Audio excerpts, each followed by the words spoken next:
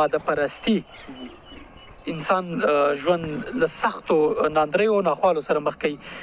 ژور خفګان یې بیل دی، د زړه نه زړه تورېده بیل دی، ډېر مشکلات بالاخره چې همغه خطرناکو سرحدونو ته رسېږي.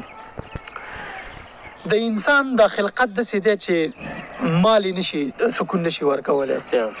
یعنی تاسې وګورئ په ترکیه کې یو پل دی، ډېر مشهور پل دی. ما یو قصه اورېدلې ده چې د هغې پل ډیزاینر انجینر ډېر سخت مالدار و. د همدغې خپل پل نه ځان وغورځوه، خودکشي یې وکړه.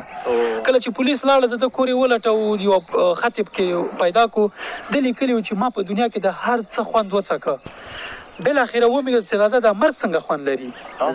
یعنی ده په مادیاتو کې اوس هم په ایجپت کې هم دوه نرو ښځو خاوند ډېر مالدارو خودکشي کړې وه.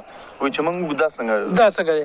دا د اپل کمپنۍ مشر سټیو جابز چې په تاریخ کې د ده په شان سرمایه د کمپنۍ تقریبا 1 تریلیون ته رسېږي. یعنی د بشریت په تاریخ کې داسې سرمایه چا نه ده دغه کړې، ډېر کم به وي که نه.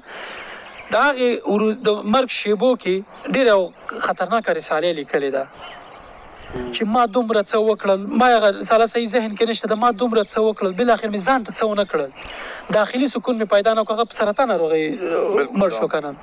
یعنې په دې معنا چې مادیات د ژوند اسباب دي چې انسان پې سکون ته رسیدی شي، خو خپله اصل نه دی چې ته په دې لارې باندې ځان ته مثلا که ته ښه گاډی اخلي نو که ستا ژوند تنګ وي، زړه دې تنګ وي، په دې ګاډي کې به ته چېرته لاړ شي؟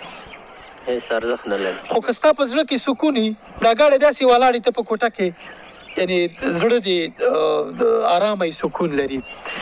د قرآن کریم د آیات ظرافت ته تاسې وګورئ چې الا بذکر الله تطمئن القلوب نه وروسته د آیت اشاره وکړه چې دا الا کلمه عربي کې چې ته تفسیر کې یعنی دا نور نافیه کوي، په دې معنی چې یوازینی شی چې د انسان زړه ته اطمینان، سکون او خوشحالي راوستلی شي هغه دا ده چې د الله تعالی ذکر دی.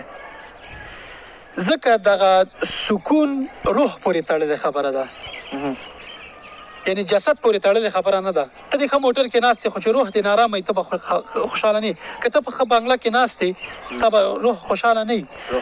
ځکه دا روح بیا یوازې شی چې دی د هغه غذا ده، د خواړه دي، هغه ذکر دی. مثلا د عقل غذا علم دی، د قلب غذا مینه ده، او د جسد غذا به خواړه او خوراک او څښاک او دا شی نه دي. خو د روح غذا به یوازینی شی عبادت، ذکر، اذکار، خلکو سره ښه کول. ما یو ویډیو په دې جوړه کړې وه، یعنی په دې ټولنه کې سړی ګوري چې خلکو سره ډېر مشکلات دي. په څو شیبو کې ډېرو زیاتو کسانو وکتله، هم دا وایي چې څنګه مثلا خوشحاله ژوند کولی شو. یوه جمله مې پکې بیان کړې وه، هغه دا چې که غواړې تر ټولو خوشحاله ژوند وکړې نور خوشحاله کړه. ته چې کله خلک خوشحاله ته خپله خوشحالېږې، ځکه الله تعالی شکور ذات دی. شکور په دې معنا چې کله ته یو انسان سره د هغه بنده سره د هغه د رضا په خاطر باندې مرسته کوې، الله تعالی تا څو چنده په دې خوشحالۍ نسبت دې تا هغه خوشحاله کړي. ځکه حدیث شریف دی وایي چې څوک یوه ولیشت الله تعالی ته ورنږدې کېږي، هغه ورته یو زرع دغه نږدې کېږي که نه. څوک چې مثلا یو دغه کې یو ګام پسې ورنږدې کېږي.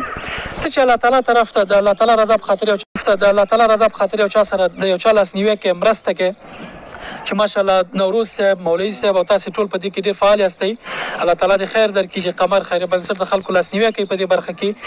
یعنې په بدل کې به تاسو څومره سکون پیدا کوئ دا شاید تاسو ته معلوم وي.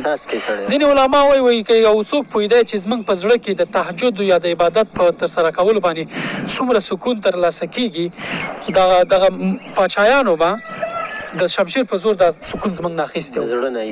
مال هېڅکله د انسان ته سکون نشي راوړی. که غواړئ خوشحاله او ارامه ژوند وکړئ، عبادت ته مخه کوئ، مادي اسباب هم کاروئ خو عبادت یې مهم دی. هغه باره کې درته ووایم، یوه ورځ په مالیزیا کې یو ATM ته ودرېدلم، الله دې ریا کې نه راولي.